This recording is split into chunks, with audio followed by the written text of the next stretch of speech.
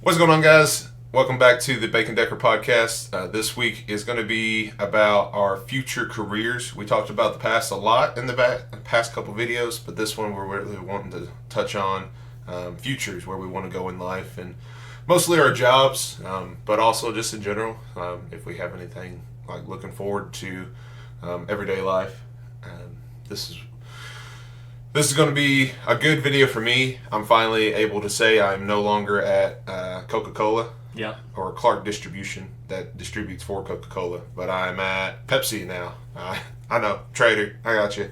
But the benefits were better, better treatment, and just all around better option for me and my family to better myself and better my future. So I had that going on last week, but I didn't get to talk about it because it wasn't set in stone. This is definitely set in stone now. At the timing of this recording, next Monday will be my official start date. Right. This coming Monday. Yeah, this coming Monday. So super excited to get started and get the ball rolling. Shouldn't affect us any here. Yeah. But just super excited. Like I've been waiting for almost a month now to finally get it set in stone. And last week it was like really, really close to being done. But I want to be 100% sure before moving forward. You're definitely anxious about it, just constantly waiting for that phone call. Yeah, and it's weird how they do things. You get a call from so-and-so saying that they've accepted you, then you have to get a call saying you've passed the drug test and the background check, which I knew I would. But at the same time, you have that fear, like, what if something just weird What if something was in the bottle? Yeah, you never know. So it was just kind of like you just kind of hope and pray. So I'm super excited. Can't wait to get started. But that's kind of been my week. Is just really focus on that, transitioning from there to there. I've had the week off, essentially between the two, and it's given me some time to kind of relax and get some stuff done here at the house and just in my personal life with Gabby. And then we just kind of just chilled for a week. Yeah. So, probably well needed. Yes, very well needed. I mean, going week to week during the COVID stuff, it was nice to get that break and know that I didn't have to go back to it. So, my week, not I guess is exciting, but hard charging at UPS still. I'm getting some time off next week at the time of this recording. And next week will be 4th of July. Yeah, so I'm getting some time off for that. I'm going to go visit some family up in New York, upstate. I know we're talking about careers, so once we hop into it, I'll talk. I mentioned briefly that I wanted to, or that I've been going to school for EMT and eventually paramedic. So I found out this week that they're holding classes again. Oh, really? So I can go in and continue to get practice while I wait to take my exam. Because 2 days ago, I think it was, you told me that they weren't sure yet. And they weren't sure when they're going to open back up. Classes back up. So, I've been kind of without, getting hands-on practice, and I've been waiting to take my National Registry exam. So being able to have that thought of, all right, I get to go in, I get to practice, I get to refresh my knowledge before the exam. Oh man, that's just such a relief. It starts next month on my birthday, actually. So. Oh, that's awesome. It's kind of like a birthday present in itself. Yeah. As far as work goes, we got these new kids starting, and one of them has just been aggravating the crap out of me. He's a young 18-year-old kid, and we've all been there, but just has no idea what he's doing, and we're trying to teach him, and he's just not retaining. Just not the work ethic, really. Yeah, it's just kind of a lazy work ethic and giving up too easy, and of course, I guess a lot of us at that age, probably thought, man, this isn't even worth it, I just want to do something else, which working there, it's a good opportunity if you decide that's the route you want to go. The pay is great, the benefits are outstanding. So, if that's something that you wanted to stick with and do, that kid would not want to miss out on that opportunity if that's what he was wanting. Also, you guys are part of the union. If you mess up there, it also hinders other places as well, right? Whatever you guys are connected with. Yeah. I think the background history they would look into if you work somewhere else with them. But then at the same time, it's also really hard to get fired. So, you can make mistakes there and afford to make them. Which, you can learn from those mistakes or you can just give up. Yeah. But, You know, I mean, he got talking to today. Let me tell you, he had 8 packages that were on the wrong trucks from yesterday, and then he was also late this morning. So that's one of my biggest pet peeves. I've always been lenient on a lot of things. I can always teach you things. When I was managing at the grocery store, and then also in Coke, I can forgive a lot of things. But if you don't want to show up on time, it just shows you clearly aren't interested in the job enough to do your best. Yeah. So I can help you manage or cashier or work in any department or stock drinks, but if you don't show up on time and you don't have that work ethic to do what you're supposed to, then to me it shows that you're not wanting to be there. And I clearly don't want to be there either. I don't want to work. I'd love to just sit at home and make money and do nothing, but I know I have to work to provide. So I show up on time because it's just a matter of pride, I guess, in a lot of the senses, to make sure I get there and do what I'm supposed to. And then, when I clock out, I feel like I've done a good job. Yeah. So that's got to be something in your mind. Yeah. And that's something, I guess I kind of picked up in the military about, being an example. So having a good attitude, having a hard work ethic, So I come in every day, no matter how tired I am or how frustrated I am, and I do the best job I can. Because, one, that's my name, that I'm representing, my family name, myself. And then, 2, that's just the right thing to do, is to give everything you got, so. And that's just something that's been instilled with me. I think seeing my dad growing up, working nonstop, 24/7, to provide for us, I think something that I didn't realize was instilled with me until I started working, because my first job was a part-time cashier. I didn't really know what I was doing, but I had this fear of not doing enough in the job. So when I started, I was afraid that I was going to get fired. I didn't know anything about jobs or careers. I was just like, if I mess up one time, I'm going to get fired. Yeah. It's just, and after being a manager and seeing when people come in for their interviews, how scared and nervous people are for that first. I hired a lot of kids in high school and college, and a lot of people first jobs were at Save-A-Lot, and just seeing them, the first thing I talked about in the interview, I tried to get them to calm down, just kind of talk about whatever they're into, just to kind of relax them, because you make more mistakes when you're so nervous. Yeah. And once they kind of calm down and relax, you kind of see the person they were, instead of that nervous yes, no, like each question. Yeah. And so, but seeing it from my standpoint, when I first got hired on, I was terrified. When the interview, I was so nervous, even though I knew the guy that was doing the interview, and that's how, it was a family kind of thing, our family friend. So going into it, it was a little bit more relaxed, because he was talking about my family and so, and I kind of got to that personal level. But I was still so afraid to mess up, and then, of course, going into a drug screen for the first time. And then, background check. I didn't even know what that was at the time when I was 18. I didn't, obviously I didn't have nothing on my record. But it's a whole different concept once you get started working. But yeah, I knew right away that I wanted to do the best I could in that job. Part-time. I wanted to move up to full-time, and then I wanted to be full-time and then move up to management. I was looking for that dollar. I was looking for that pay to provide for myself at the time, and then for others as well down the road. That I knew I had to work. I knew I had to make that money to do the things I want to do outside of work. That's how I looked at it. A lot of people look at their job and like, this job sucks, I don't want to do this anymore. But a job can suck, but it can also provide alternative routes outside of work. So I always thought, if I work for 8 hours, but I get to go do something I really want to do this weekend. Yeah. For 2 hours, that's what that work paid for. Yeah. For that job it paid for. Yeah.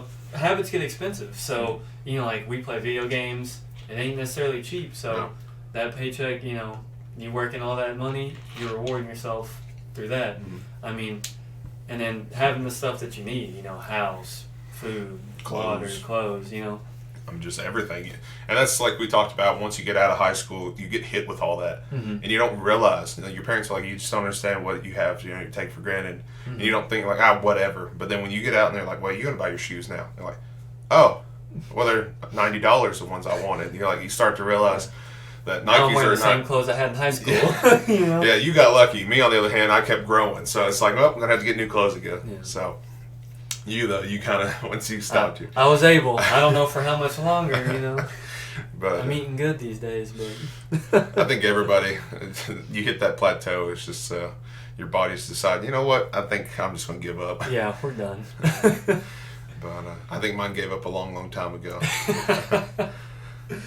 All right. Well, you ready to jump into this? Yeah, essentially Kinda, already. well, I guess we already have. But Usually there's an intermission because the weekly update doesn't really pertain to our topic as well. But this week it's been a work-focused week for I think both of us really. Mhm. You know, you've really been on the fence with UPS as far as Yeah, when am I getting my benefits? Am I going to stick around? You know, EMT stuff. Am I prepared for the exams? All that stuff. which one's really Yeah, and the if I better want long to run. pursue that, because obviously working at UPS eventually as a driver, Mhm. I'm making far more, Mhm. like far more yeah. than what I would be as an EMT, but EMT and eventual paramedic. But at the same time, it's a passion job. You know, like Mhm. I'm going to school for it, and I want to do that because I have a passion to help people and to have a job with some meaning, some purpose. And I just don't like repetition, so working there in that factory where I'm moving box to truck, it's kind of just so. Mm-hmm. And that's kind of my thought. A lot of people say money's not everything, but money really does give you a lot of the opportunities that you want to pursue. Mm-hmm. And we've talked about traveling and talked about our hobbies and things like that. And like you said, you have to pay for them. Yeah. So if we want to travel and do all the things we've talked about, we've got to You gotta make some money. Yeah, find the best options for us. And that was my transition from Coke to Pepsi. It really, management had a lot to do with it, how Clark manages things. Mm-hmm. I don't want to get into it. I don't care about it. I moved on from it, and that was how I looked at it when I quit. I looked at it from a standpoint of how does this benefit me and my family, and so I got a huge raise between the two because Pepsi is union. They make more, and so that was a big thing. Is no, it wasn't all about the money, but it sure helps going in the morning knowing that I get paid well, very well for the job I'm doing. And it gives you that incentive to really hit your marks and make sure you do everything you possibly can that day. You go in, when you get called in, if somebody's sick, you go in and help. Like I'm all for working my days off. I've always been that way, and just doing the best I can. And so that was the money was a lot for me, but at the same time, Pepsi does handle things more professionally than Clark does. Clark is a private company, and PepsiCo is obviously huge. They control a lot of things. So it's just, overall, I was super happy with the decision. I was really on the fence. When I first started at Clark, I was very optimistic and very dead set against Pepsi. I just was like, no, there's no way I'd ever work for y'all. And then as it progressed, it's like, why? Why would I not do the same job for better pay and better benefits? And so that was the final straw. Honestly, there was no competition there, really. Right. I mean, regardless of your love or, Yeah, I mean, I've drank Coke all my life, and so I don't have no ill will towards Coca-Cola. Like I said, Clark is a private company that distributes for Coca-Cola, Yeah. so I could still drink a Dr. Pepper or a Sprite or anything that was owned by Coke. I wouldn't drink it on the clock, obviously, out of respect for Pepsi, but I mean, like I said, I grew up on those. I mean, I grew up with RC as well, especially here in Kentucky. RC is a very big thing. Yeah. So, I mean, it survived though all these years. Yeah. So I don't have any. I have pride in what I do, and I have pride in the products. Obviously, I've been drinking Mountain Dew and Pepsi products here lately in the past week, just because. You're proud. Yeah, you're proud. and I'm so happy for the experience that they're allowing me to have. I mean, they didn't have to hire me. They didn't have to take the chance. So I'm super excited to get started and show what I've got. And just, I am prideful in a way just to try their drinks and try things. I actually just got Bang as well, so I'm going to be trying the new Bangs eventually. That'll be coming up in the Bro Down, hopefully. Yeah, hopefully, sooner than later. But you guys have seen us drink the Reigns on here. Those are actually distributed by Clark or Coca-Cola. So I've kind of done away with the Reigns, which my body is not fully used to yet. I definitely would try the Bangs. I think they're kind of similar and see the differences in them. But like I said, if I want to go to the Reigns, I just wouldn't drink them on the clock. So yeah. But I mean, I'm a Red Bull guy, so I love some Red Bull. The Red Bulls mess with me. Those are the only ones I can't drink on a regular basis. It seems like it kind of sets me off. It keeps me up. It really does energize me. Oh yeah, no, seriously, that's why I drink them though. Yeah, I could drink a Monster and go straight to bed, but a Red Bull I would be active. I don't know. It does something. I think a Red Bull. I like them more just because they're lightly carbonated. Like the other ones, they're really bubbly, but the Red Bull is like a crisp, like it just flows. I don't know. It's great. Which they're distributed by RC as well. That's really what's kept RC yeah, afloat. probably. Anyway, so I guess we get into some of your career stuff. Obviously, like this week's been big for both of us in a way. Yeah. Going off of what you were talking about as far as, pride and, I guess, supporting your team, right? That's just, I completely understand that, whether it was being in the Marines, and being like, hey, we're better than the other branches, or, it's working at UPS and being like, hey, we're the best, delivery service you can get. There's a lot of pride in UPS. Better than the mail, better than FedEx, better than Amazon, And it's funny because, people make those videos of like how the different delivery drivers, treat the packages. And usually UPS is the number one. Yeah, I don't know why everybody thinks like Amazon or FedEx is better, but no, UPS, we take care of the stuff. And I mean, And I think a lot of the packaging, y'all take care of it, but also it really depends on who ships it too. Like how they package it when they send it. Like if I get a pop in the mail, if they don't put it in like a protector or something else, it doesn't matter how much y'all take care of it. It'll get squished. It's fragile, Like packaging is everything. And I learned that even as an ammo tech. So in ammo, if you take out rounds from like one of the boxes and you got to put them in a can, you got to make sure that thing's properly packed so the rounds aren't bouncing around. If they're fragile enough, they might go off. So you want to make sure they're properly packed. So the same concept is for packaging stuff when it's getting shipped. So Amazon, and I'm not trying to talk bad about them, but a lot of the packages I see, the smaller ones, it's just a cardboard box and they put your product in there and they close it up and send it. It's fast delivery, but at the same time you're thinking, quick. It's not very well protected. And I load a lot of those packages and that happens. So which they do have a good policy too, though. So I guess they do that as a risk they're willing to take. I'm pretty sure it's insured.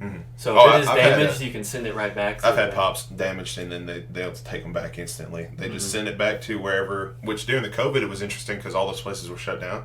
So you couldn't send anything back. But they gave you like a transition period to like wait till it opens back up, then you can take it back. And so, but anytime I've ever had any issue, they're like, yep, you send an email to this. And we'll give you a code when you get there, and then we'll send you a brand new one. Before you even send it back, they'll send you a brand new one. And if you don't send it back, they charge you for the new one they sent you.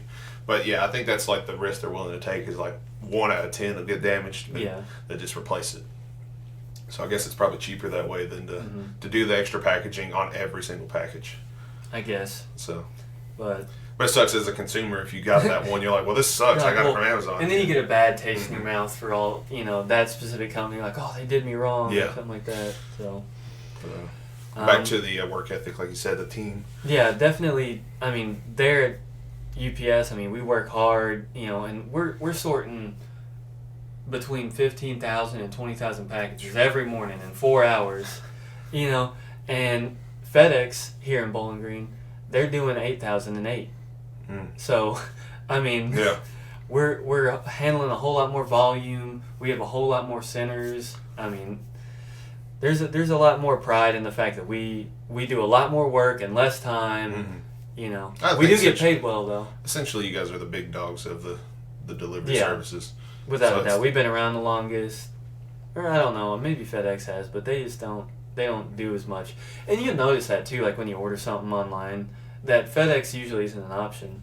Yeah, either it's not an option or it does take longer as far as like what gets you the fastest. UPS is usually the number one. USPS is just it's at their mercy. Because like priority mail usually gets there pretty quick. Right. But I did get some priority mail the other day that was just like took forever. Like it took like 2 weeks for it to ship and get there. And I was just upset about that. Of course, during the COVID, we had a couple packages that were lost in transit, and they were like, "Well, it could be missing, or it might show up." And so there was we bought a computer for Gabby. Her computer was actually missing for a week. Oh yeah. Like it's like sorry, it's running late. That's what it says, and it shows that it's out for delivery. So you're like did it go to somebody else's house? Like, what's the deal here? And then about a week later, we finally got it. So it did show up, and I hadn't sent anything in on it because, if it is like, what if I'd sent it in the day it was late, Yeah. And then 2 days later it showed up, and like now I've got to go back through the process. Oh wait, it showed up, and then they, track it back as I got 2 computers. So I didn't want to do that, and so we just waited a week, and it finally came in. So maybe they sent another one, or maybe they finally found it and figured out what was going on. Yeah. But definitely. I mean, being proud of your team, I think, is important because it's good for team cohesion. Mm-hmm. Like, if you all have pride in being together, you're gonna work harder. You're gonna have a better time working and help each other. Yeah, and help each other, because that's a big thing. Mm-hmm. You're gonna have a better day at work if you work with your coworkers, together as a team. Yeah. And I mean, it saved a lot. That was a big thing as far as manager. Instead of just sitting there pointing a finger, when the truck got there, I unloaded the truck majority of the days. Yeah. And then I also helped put it out. No, I didn't put it all out, but I was out there showing that I was there just as much. But also, I at Coke was the same way. I made sure that I was doing as much, if not more, than the guy I was there with. Sometimes they would have us training, or they would send new guys, and I wanted to make him see that just because he was there doesn't mean I'm just going to slack off and not do as much. Yeah. So, and then also when you go to need help, if I've helped a bunch of guys as far as teamwork goes, if I was I've helped a guy maybe 5 times, he's called me, hey, you got free time? Yeah, I'll make it work. Yeah. So you go help him, and then you need help, you call and say, well, he's helping me a bunch, I'll come and help him. So you build a relationship to where it's a team effort, and I know at Pepsi they do the same thing. It's very team oriented, and very much you help each other out to get it done. Especially being in the union, you'll have a lot of people having your back. You know. And it's pride, like you said. You just take pride in your job, and to know you helped that person means a lot to me, at least. To know that I can go home and be like, yeah, one guy was struggling, but I showed up and helped. It makes me feel better to know that I helped somebody out get home earlier. Yeah. And a lot of that team stuff does kind of come from having a good leader too. Mm-hmm. So having a good person who's in a supervisor or management, or in those higher positions, that's like rallying the troops, getting them to help each other and work together and inspire team cohesion and team building and all that stuff. Yeah, I mean, and like you were saying, being there, working with your team, that's so important. Seeing that you're doing just as much as they are. Well, it's so like they don't think you think they're higher than them. Yeah, it's like the saying, be a leader, not a boss. Yeah, that's what I was going to say when you were talking. Because that was a big thing in the Marine Corps, is you would have some people who were NCOs, staff NCOs, who would just, all right, go do this, and then they go sit in their office and do emails or whatever. And then you'd have guys like me and guys like some of the other NCOs who, while it was our job, we also made a point out of doing, because we didn't have to do it every time, but we say did. Let's, or we can go do hey, we're going to go down there, we're going to sort through this ammo. Hey, we're going to go down and load these trucks together. And we'd stay back with our junior guys, and we'd make sure everything got on the trucks, and we'd make sure that they got there on time. So, I mean, it goes a long way. It does, and it makes your subordinates feel better, So, I think that's one of the most important things is, to be an effective team, you have to have an effective leader, not a boss. And I guess as far as future goes, I plan to stay with Pepsi for as long as I can see fit. Like, I don't have future. Yeah, foreseeable future. But saying that doesn't mean the next year is foreseeable future to some. I have every intention to make this 100% a career. Instead of just a job, it's a career. I don't plan to leave. I plan to move up the best I can where I'm needed, and just make it work the best for them, best for me. And I'm happy with what I'm doing where I'm at in the company, but if I move up as well, I know I'll be happy as well. Just to really put that effort in. And I've thought that every job I've had, but this one just feels different. It feels like I've said that in the past, but then realized the companies weren't as great as they sounded. But with this one, I really took into consideration what the job I was doing now for like Clark, and at Pepsi, which is better benefits and better money and better hours, and just overall better, but the same job. I love my job. It doesn't sound interesting. It doesn't sound great. But coming from management before that, I absolutely loved it, because you don't take it home with you. You do the best you can during those hours of filling up drinks on the shelves Yeah. and helping customers and doing the best you can, but then you don't take it home with you. You're like, as long as you know you did a good job, you wake up the next day and go you back. leave it and you come home. Yeah, and that was a big thing from going from management at Save a Lot to Clark. It's just, I didn't have distress at home. I didn't have phone calls at home. Hey, how do you do this, or what do you do here? Because, we're all done during the day. So that the night shifts really, you get that relaxation time. So I'm pretty excited for that. And that's, like I said, I'd love to see the YouTube go somewhere. But in all reality, the Pepsi is my career and what I plan to move up with. And, the YouTube stuff it goes where it goes. I'm happy doing what I'm doing with it, and I'm glad people are enjoying the content and through all of it. So I'm going to keep doing it, but I don't expect it. I don't think anybody expects it to blow up and do something. Yeah. So I'm not one of those crazy guys. Like, I'm going to be a YouTuber. I'm going to be a YouTuber. No, You do it because you like doing it. I love it. And because it's just fun for you. It's absolutely. More of like a hobby, kind of. Yeah, it's definitely turned into a hobby. In the past, when I would be on and off of it, it seemed like it was more of a job, and I was really pushing it to be a job or career. But now it is. It's really just for fun. And I don't regret, like if I have to cancel a stream or something, like I had to cancel during the funeral and stuff. I don't, used to be like, I can't do that. But I understand it's just a hobby. So if something like that comes up, things happen. And if the viewers can't understand that, then, I don't know what to really say to those people that if they can't understand losses or, personal reasons that come up, if you can't understand that we're human too. I think a lot of people think YouTubers or people on platforms are just different. They don't have normal problems, but they do, and they struggle with them every day. So, if a video don't go up, sorry. But yeah, I'm going to push Pepsi as long as I can, as long as my body's able. And I'm going to upload videos when I get home. That's the goal. That's the life. So. We were talking about it beforehand, but it's hard to make the decision for me because I wouldn't mind driving for UPS. I would like to, and I've been pushing for that ever since I got hired back in November. I would like to do that. They make good money. And again, the benefits, like I mentioned earlier, is outstanding. And it's a good job. All those drivers, they love it. They love doing it. They love interacting with the customers for the most part. You got those people who just are some days it just happens. Yeah. In any job, there's some people that I don't know where they come from. But for the most part, these guys love doing it. I wouldn't mind too. I love to drive anyway, but and then I have some experience of doing it when I was in the military. So, whether it was driving ammunition, people, equipment, whatever, and I didn't mind it then. So, I feel like I would have some good times doing that. And like I said, the money. Like if I want to go out and travel and visit different places in the world, that's gonna give me the money that I need to do it. The funding's got to come from somewhere. But ever since I, was in the military and I realized kind of what my calling was, and that that's to help people, and I had a specific passion for emergency medicine, and that's not something a lot of people say when they want to go into the medical field. A lot of people are like, oh, I want to be a doctor or a nurse or something like that. Somebody's got to get them there.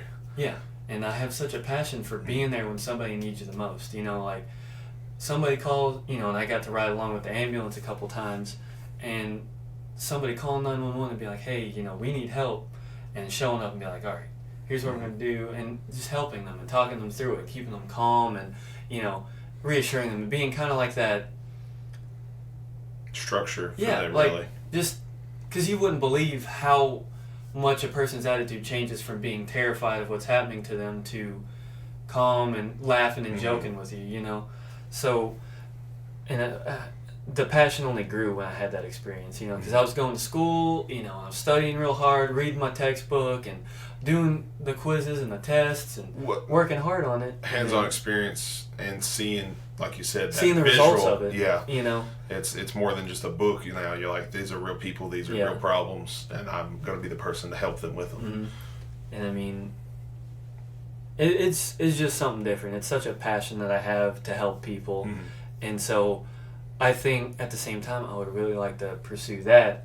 So you're really sure about what you want to do, and of course. Well, I wasn't though. It's like I said, I was at Clark and I was at Save a Lot, and I really at the time I knew what I wanted to do. But then you get to this point where you're at a crossroads, and you're like, there's these benefits and these benefits, and then there's these cons and these cons. Yeah. So you really have to be like, you're really split, and so you're stuck in the place of long-term money-wise, but long-term happiness too. Yeah. And that's I mean, helping people, I think, is a great characteristic to have for anybody. Yeah. Not just in your position, but in general. I think a lot of people love helping people when they need some help. You see a lot of like good characteristics in people like that. That if somebody's stuck on the side of the road, you stop. Hey, do you need gas? If you see somebody walking with a gas can, you're like, hey, I'll take you down there. I'll take the gas can. If you don't feel comfortable with the person, be like, hey, I'm going to take the gas can down there. I'll bring it back to you. Obviously you want to be safe, but also just that good characteristic of everybody has bad days. So if you could help somehow to make their day better, which you guys are always there on their bad days. There's not a day that you're going to show up to a call and they're like, yeah, it's been a pretty good day. I've had a wreck. They're going to be upset. They're going to be distraught. Yeah. And you're there to really comfort them and get them through it. Yeah. And I mean, and the thing is, a lot of people that I see in the movies, it's all the crazy stuff that happens. But even, simply as taking a patient from their living center, like if they're in a nursing home, and taking them to go see their doctor, and just talking with them and, giving them some interaction and kindness. I mean, you wouldn't believe how much simple kindness helps people. Yeah. Because, we've talked about it before. You have no idea what other people are going through, what they show and what they don't show. So you kind of just want to treat everybody respectfully at first, and really just build on that. As long as they treat you nicely back, then there's no reason to have that ill will towards somebody. A lot of people, it's like road rage and stuff. I think so many people get so mad so fast, but you have no idea. Like maybe that person really did make a mistake, didn't see you merging, or didn't realize you were right behind them and didn't have a turn signal. Like, you have no idea. Yeah. You have no idea what they're going through. So it's one of those, like, I always try to treat everybody nicely, especially right off the bat. And once I learn their characteristics and learn what kind of person they are, and then you want to, surround yourself by people like that. Or if you want to avoid people that aren't good people, but you still treat them respectfully at first, and you just don't continue conversations with that person. It's not like you make a fight with that person because you don't like how you don't include yourself. I think that's in that. what a lot of people do. It's like they just don't like something about somebody, or they don't agree with them. They immediately treat them hostile, and it's like somebody can believe something different than you, or they can do something different, and that's fine. You just don't surround yourself with it. So if you have different opinions and you don't agree, instead of fighting over it week after week, or especially now on Facebook and stuff, instead of fighting over it all the time, just go your separate ways. It's just like past relationships. You're not going to convince the person to change who they are. You can't convince people to change. They have to change themselves. So if they don't want to change and they have their opinions of the way they are, I'm telling you, most of the time, you're not going to change that person's perspective. It's going to be embedded. They're just going to dig in deeper if you try to convince them otherwise. So they just got to figure it out on their own, you know. And once they make those decisions on their own, if they change as a person, great. And, you can give them another chance. But at the same time, you have to just be prepared that some people don't change. Some people are stuck in their ways. But that doesn't mean that you should let it control your life. Don't let somebody else's opinions of something really control how you go control to your your day-to-day emotions, basis. Because a lot of people, even if they have a bad interaction with somebody, so every time they see them, they just immediately Well, you can have 10 good interactions and one bad one, and you'll remember the bad one for sure more than those other 10. Yeah. It's just it's what sticks with you is the bad times, and that says a lot about your character too. Like if you're not willing to just let it go. Yeah. I think a lot of people don't let things go, and so if you don't let things go, they really boil, and they get worse. Yeah. They build on them. So.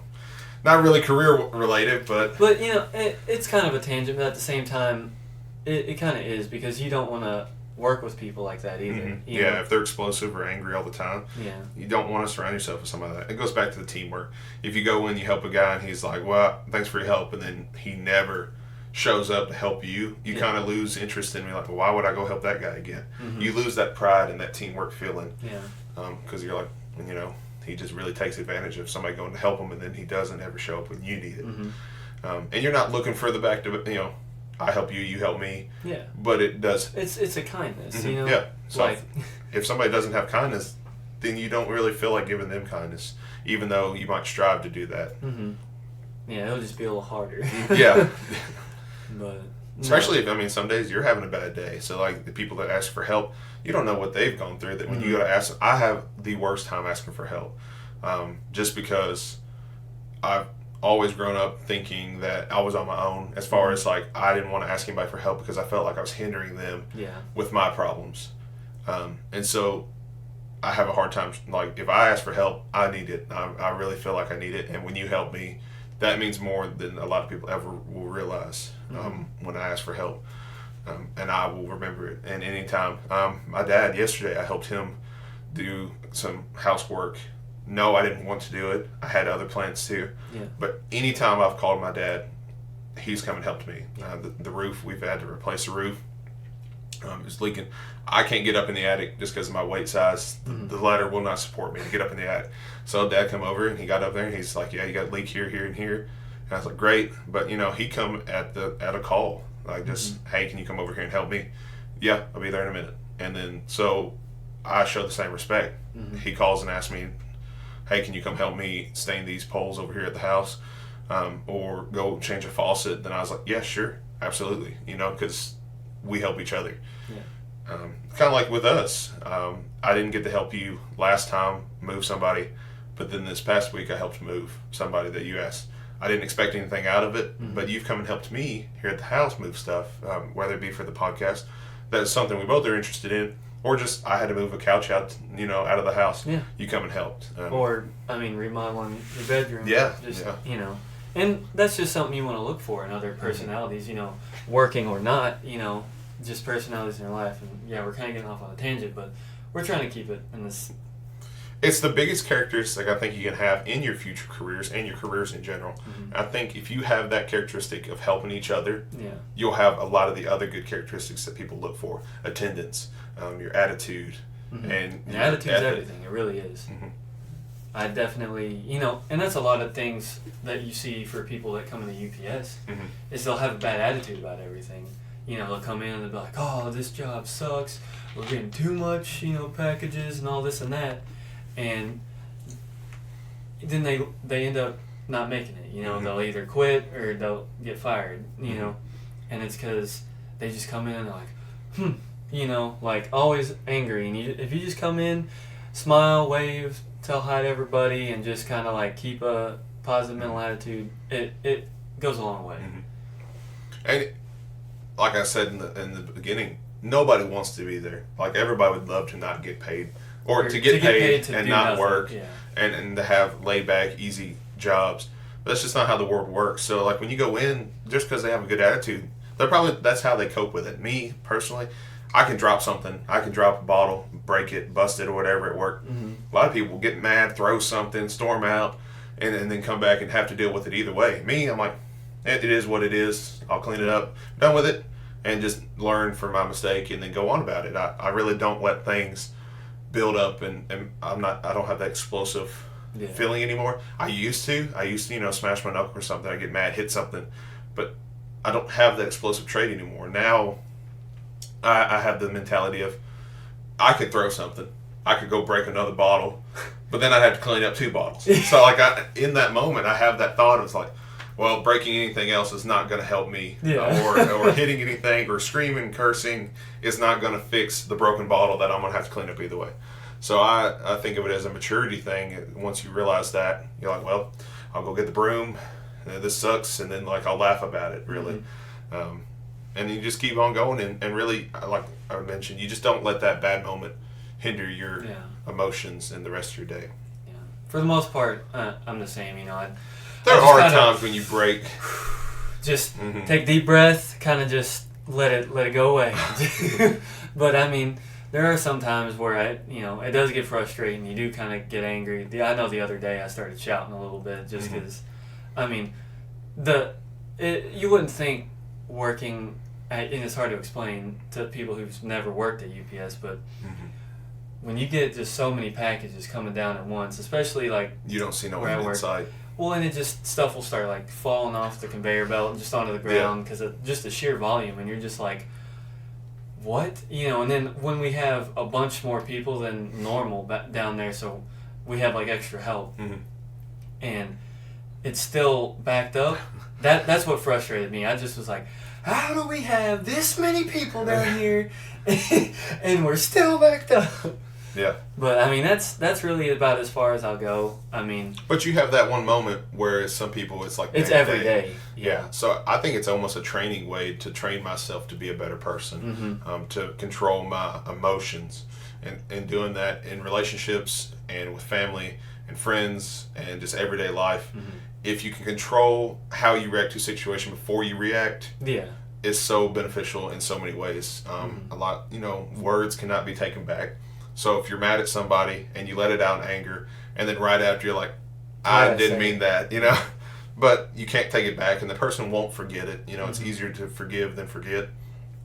And so that was one of the big things I learned just as I was bettering myself, that take it in for a second. I remember I dropped a 6-pack of glass bottle Coke in the aisle. I got there at 4 o'clock. It was 4:15 when I dropped it. It's like the first thing I pretty much did. And just, well, the 6-pack, 5 of them busted. Like, not one out of the 6, all like 5 out of 6. I had one good bottle left. I was like, glass everywhere, and it was regular Coke, so it was just sugary, sticky. Yeah. I was just like, I could get mad, I could storm out, I could just be done with it, or I can just, hey, I went and got the guy that had the mop machine and said, man, I'll sweep up the glass if you can just run the machine through there, it'll get the stickiness off. And before we open, and he come over and did it, swept up the glass, dumped it out, took me maybe 5 minutes, 10 minutes to deal with, and then went back to work. And doing that instead of just exploding and being angry and ruining the rest of my day, most likely, I didn't even think about it. An hour later, I stocking the rest of the shelves and moved on with it. And that's just a big thing to control your emotions, and I think it benefits you so much personally. Yeah. And I mean, some good stuff to do to, I guess, try and help you cope with those is you can, focus on some hobbies outside of work. You know, so if you enjoy going on walks, or you like to play with your dog or something, do that to de-stress. You got to find a way to take all that stress from your work or from. Don't take it home with you. Is another big thing. Don't take it home with you. Leave it at the door. And I think that, like you said, do those hobbies after you get off work. Don't think about the work anymore. Focus on those hobbies. Yeah. So when I work in retail, I would clock out and I'd maybe go look at the card section for Pokemon cards or something for the channel, and it relaxed me. So yeah, I'm still in work uniform. I'm still tired from the day, but that kind of highlighted my end of the day. Driving home, I was excited for whatever I'd bought, or just looked at, and then getting home and hanging out with Gabby and doing whatever we were doing there, whether it's watching TV or movie or making dinner together. It just relaxes you. You focus on those things, and you just know you go back to work the next day and start over, start fresh. And just don't let it build up. Don't let it take every day just thinking about the last day, because you just never catch up. It'll eat you alive. It will, and it'll affect other parts of your life. So definitely do whatever you need to do to make sure that you leave it at work, and that you come home, and that you find ways to cope with that stress, and that, if you are a very angry person, to cope with that anger. And seek help if you need to. Some people can't do it on their own, and just because you can't isn't a bad thing. That's the reason there's help out there to help somebody. So if you need to cope with it, there's anger management classes and stuff that some people can't control things like that. So definitely, seek help if you need it.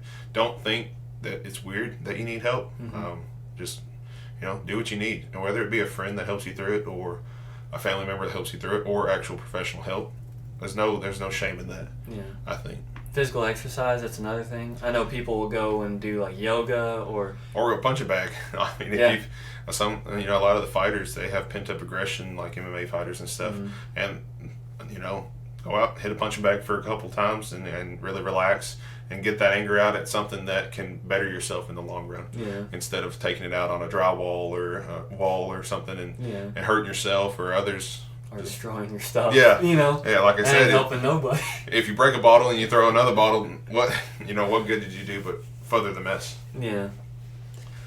But it was kind of future careers, but at the same time, it's just I guess just really your how to be a good worker. Yeah, or a good person in general. Just I think there's so much negative right now in the world, and I think if everybody just kept a more level head and realized that you can't change the world. You can't change everybody's opinion at once. You know, Mhm. it takes time. It's not instant, and there's gonna be ups and downs of situations. So, you know, I think working wise, like just be a good person, not just in work, but you'll see benefits in every aspect of your life. I mean, be the person you want to work with. Yeah. You know? Yeah, think of how that person's seeing you. Like, especially if you're training somebody new and it's their first time seeing you and interacting with you, think of how you're acting and how they portray you. You know, don't really live for that, but how would you feel if you were in their shoes? Realize the kind of impression you're setting on that new individual. Yeah, can you imagine going in your first day at UPS and some guy's just throwing boxes all pissed off and just like, I hate this place. You know, like, I might have made the wrong choice. Yeah. Yeah, definitely. So. And so I guess we'll touch on, obviously, your decisions down the road and probably just a weekly update. You know, maybe not necessarily like a big debate, but just in general, just, you know, what you decide to do. And I think you'll be happy in the long run, whichever one you decide to do. And both will be there. I think, you know, if you leave on good terms and you're like, well, this one really, maybe you didn't like the EMT as much, or maybe you didn't like UPS much, you still have the schooling and you still have the experience in the other one. Yeah. So I think as a person, I think you would enjoy EMT more. But like you said, that money and those benefits from UPS will allow me to do other things that I enjoy too. You know. So you have to traveling. find that nice middle. So, I mean, not saying. I mean, EMTs and paramedics are definitely underpaid, but that's not saying if as long as I'm smart with my finances and things of that nature, I can definitely still make it work. It just probably wouldn't happen as often, or you know. Stuff like that. And hourly wise, as far as your time off and stuff, which one has more time off? So if you're like, well, I want to have 3 trips this year, but one only supports 2 weeks off, you're like, well, I kind of have to compromise which ones you want to go to the most and which ones you can afford the most as well.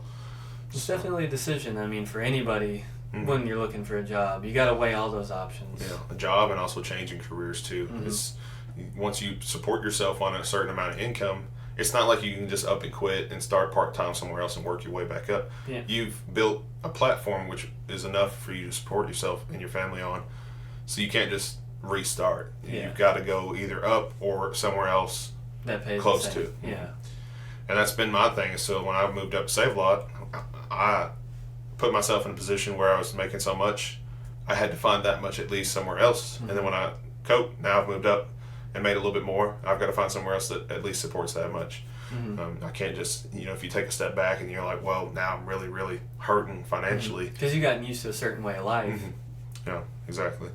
So, big decisions for both of us. Obviously, I'd already made mine and I'm happy with mine, but, you know, it could go both ways and down the road for me as well. I'm so optimistic and happy right now, but something could go wrong down the road and things change.